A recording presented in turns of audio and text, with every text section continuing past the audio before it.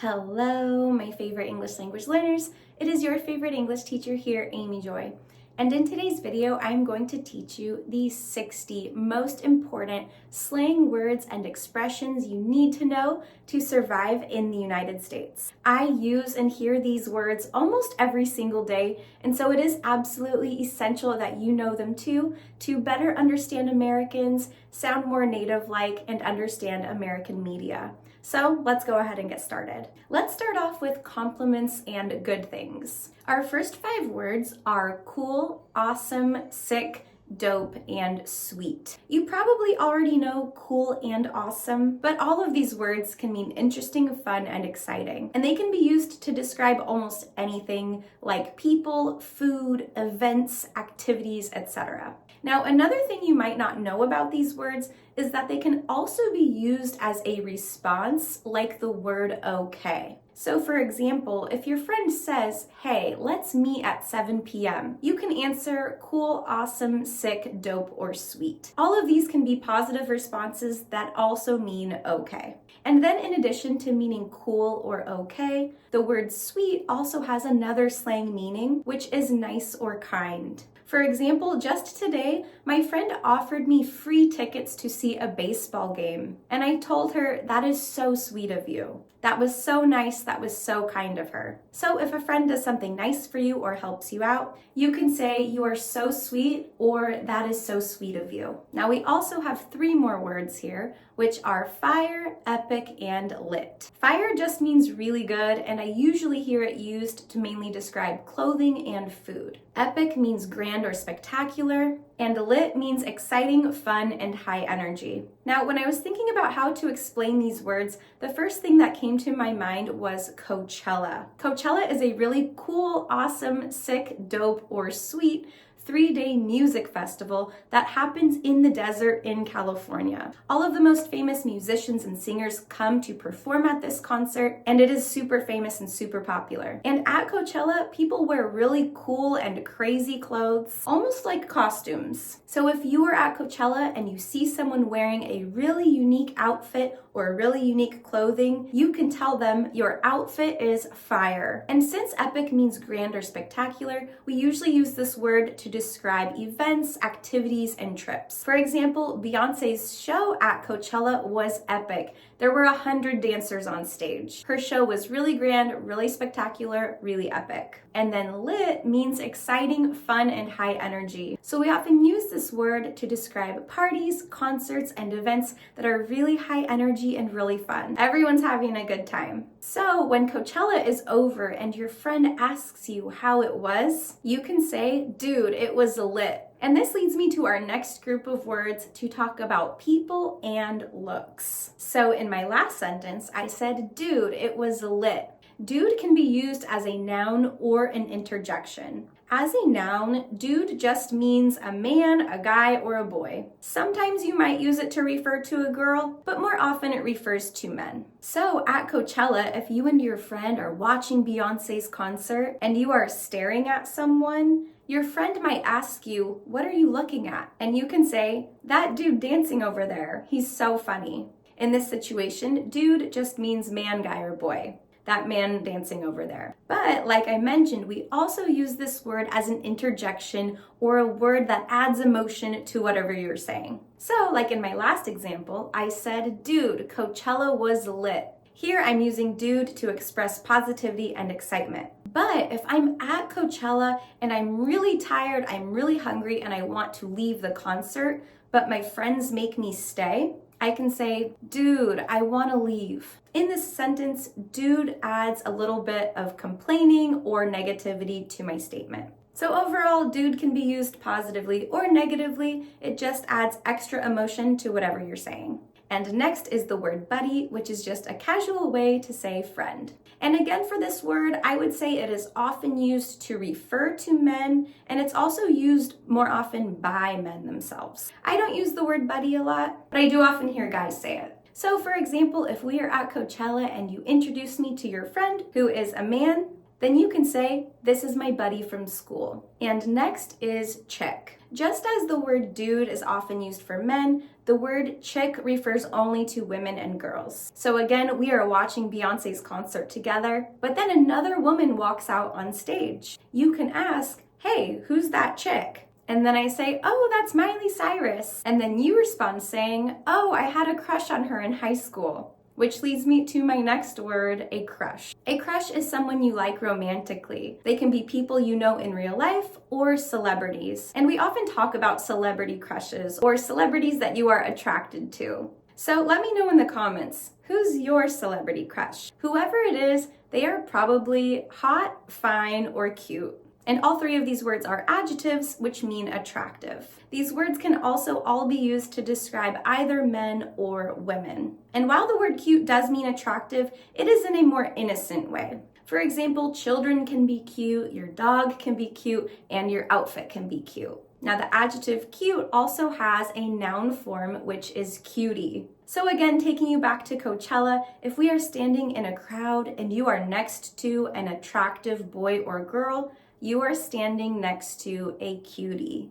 Now, as we are watching the concert, another man walks on stage, and it is the rapper 50 Cent. 50 Cent is super famous for being swole, yoked, jacked, buff, or ripped. All 5 of these words mean extremely muscular and physically fit. And as you can see here, 50 Cent is pretty swole. We most often use these adjectives to describe men because men tend to be bigger and more muscular. But if there is a really strong muscular woman, you can also use these adjectives to describe her. Okay, now that we've talked about compliments and good things, let's move on to insults and negative comments. Our first 2 are freak and weirdo. Both of these are nouns and they just refer to a really strange, odd, or weird person. And when used seriously, these words can actually be very mean, so I don't really recommend using them. But we do use these words jokingly with friends to make fun of them in a playful way. So for example, if you see your friend doing something really weird or strange, you can say, "You're such a freak," or "You're such a weirdo." So using these in a sarcastic way is a little bit more loving, but when used seriously, they can be pretty mean. And next we have to burn and a burn. To burn means to insult someone in a smart or witty way. And then a burn is the noun form, simply meaning an insult. And sometimes you'll hear the phrase sick burn, which means someone made a really good or witty insult about someone else. And similarly, we have the phrase to throw shade. And this means to criticize someone in a subtle, indirect, or not obvious way. And then we have the adjective savage. This means very mean, but honest and direct. Now, usually I'm not very savage and I don't throw a ton of shade, but recently I was playing a card game with some friends and my friend next to me, who was losing very badly, accused me of cheating and looking at his cards. And I quietly said to myself, I'm not even concerned with you. Or basically, I was saying, you're losing so badly that I wouldn't even waste my time looking at your cards. And I didn't really mean for anyone to hear it, but my other friend did hear it and he started laughing and yelled, savage. So I threw a little bit of shade, I made a sick burn, and I was being a little bit savage. But my friend knew I was joking, so we don't have any beef, which is our next word. To have beef with someone means to have a problem or an issue with someone. I might have thrown shade at my friend, but we don't have any beef because he knows I was joking with him.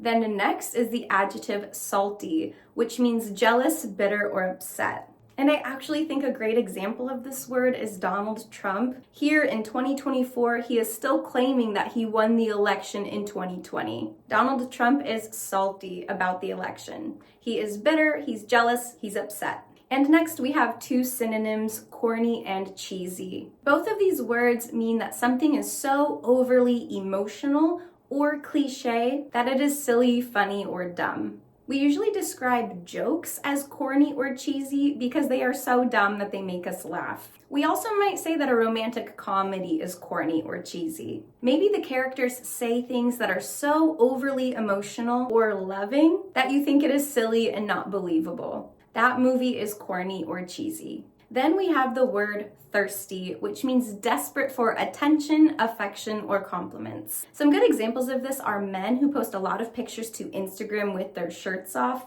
or women who post a lot of bikini pictures. If you're posting a lot of those kinds of photos, it seems like you want attention, affection, or compliments. So that is considered thirsty behavior. Then we have cringe and cringey. To cringe means to make this face, ugh. And so something that is cringe or cringy is really embarrassing. Maybe you watch someone do something embarrassing and say, ugh, that's cringe. And then we have the word extra, which means extravagant or over the top. And this word can actually be used positively or negatively, depending on the context and how you're using it. I know I just went through a lot of words, so let's take a look at all of them in a sample conversation between Kate and Allie at Coachella. Kate says, "Hey, why is that dude or guy dancing on the table in a full zebra costume?" Allie, "I don't know. His outfit is so extra," or "it's too much." "What a weirdo," or "a strange person." "That's so cringe or cringy," or embarrassing. "Seriously." "Oh no, now he's yelling for everyone to watch him take his shirt off." "Wow, so thirsty, so desperate for attention." "Ew, he doesn't even look good with his shirt off." "Oh my gosh, so savage." Mean, yet honest. "Well, it's true." "Wow, what a burn," or "what an insult." "Hey, I can throw shade or criticize all day." "Look, security is telling him to leave." "Oh good, he looks mad though. I think he's salty or bitter or upset that nobody wanted to watch him dance." "Yeah, and now he has beef or he has a problem or an issue with the security guard. Maybe he should take his beef and cook it." "Oh my god, that was so corny," or "that was so cheesy." "Come on, let's go watch Coldplay."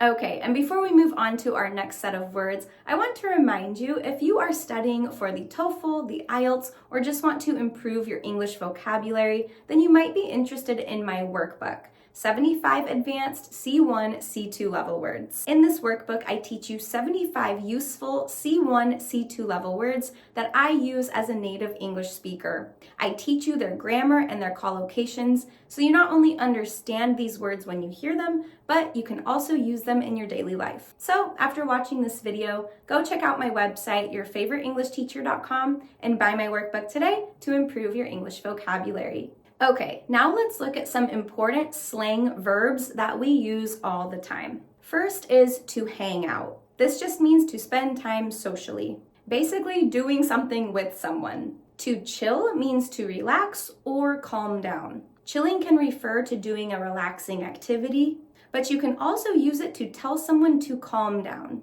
For example, if someone is yelling at you, you can say, "Hey, chill." Then we have to make out. This means to kiss with your tongue, also called French kissing. And just as a side note, if you are interested in more slang on love and dating, then check out my video on that. I will link it above and also below in the description. Then we have to spill the tea.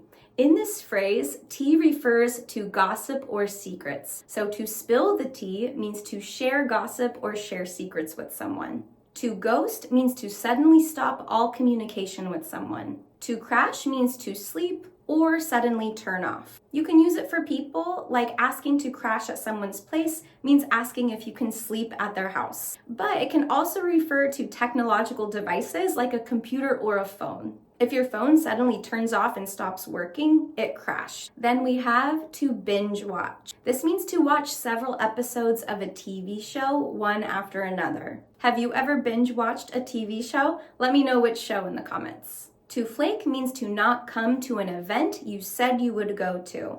We also use the noun form a flake and the adjective form flaky. Personally, I am not a flaky person. I always do what I say I'm going to do. Then to whine means to complain. Traditionally, to flex means to do this with your muscles. You are tightening your muscles to show how strong you are. But now we have a second meaning for this verb, which is to show off. And then a flex is the noun form, and it is a way to show off. To grind just means to work really hard. And then to slay, to kill, or to nail all mean to do something really, really well or to succeed. Then oppositely, we have the verb to suck at something. This means to be really bad at something.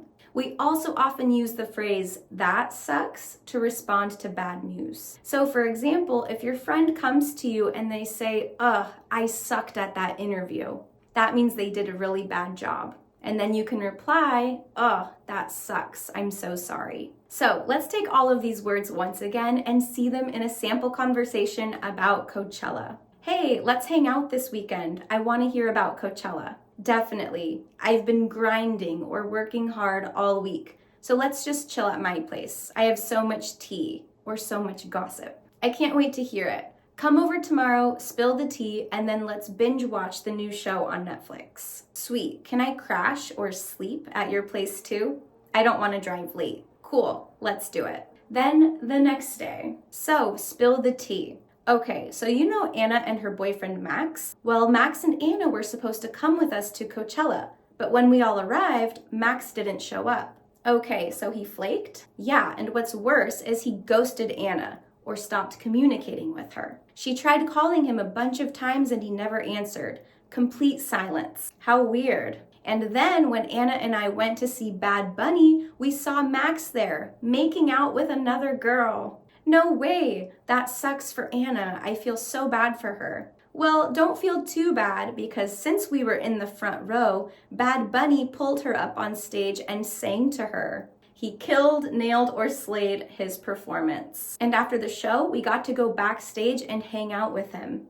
Now they're dating. Yup, she has photos with him all over Instagram. Wow, what a flex, or what a way to show off. Now I don't feel bad for her at all. Yeah, and now Max won't stop calling her, asking her to take him back. What? He needs to stop whining or complaining. It's his fault he flaked and ghosted her.